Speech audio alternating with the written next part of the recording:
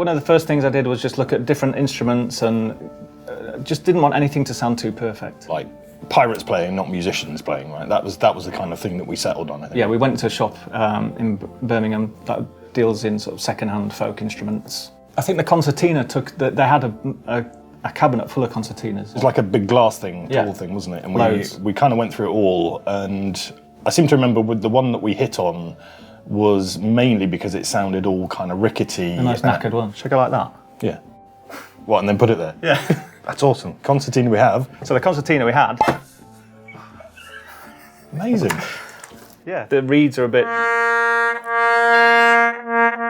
You can hear the air passing through them, and they're a bit kind of... There's one bit that sounds really kind of distorted almost, isn't there? So you get all the nice... You can hear it when you play it in the game. You can hear all the little sort of button clicks, and it's just, it's a little bit out of tune, but it's perfect. Yeah, absolutely perfect. We should definitely talk about the rhythm bones, because that was one of the other instruments that we got fairly early. In fact, I made them. What do they look like? They look like this. Oh, like that? Yeah. That's brilliant.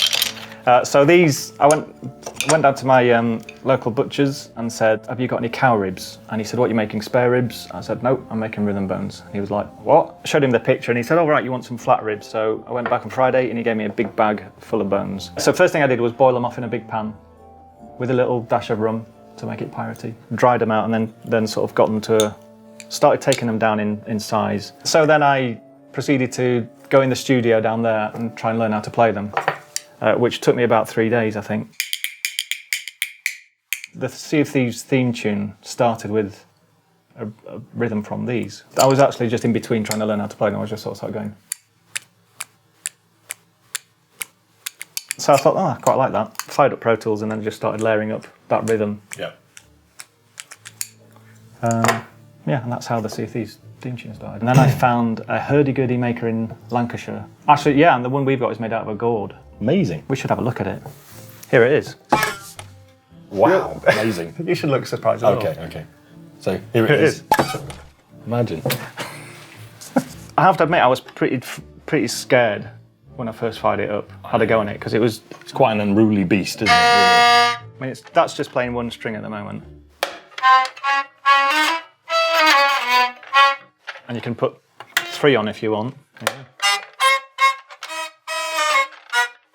It's almost in tune. You can adjust these to get it's the buzzing string.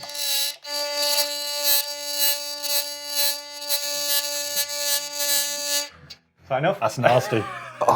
Just getting all the instruments, playing with them, putting layers of them, and also using them for the sort of the shanty system in game. It kind of tied the whole musical thing together, right? So we've got all of those instruments playing a part in the much more polished sort of front end, and then we've got obviously them playing their own part in the actual shanties as well, which is kind of our in-game soundtrack essentially. Yeah, so it's all part of the same universe. The whole thing. The hurdy you play as a player is the one that's in the score. It's getting that signature sound. Hopefully you'll hear it and go, that's Sea of Thieves, just from the instrumentation. It's quite challenging, but at the same time. It's covering a lot of new ground, so it's quite engaging, isn't it? Yeah, it's really, a kind of project to do. It's really interesting stuff.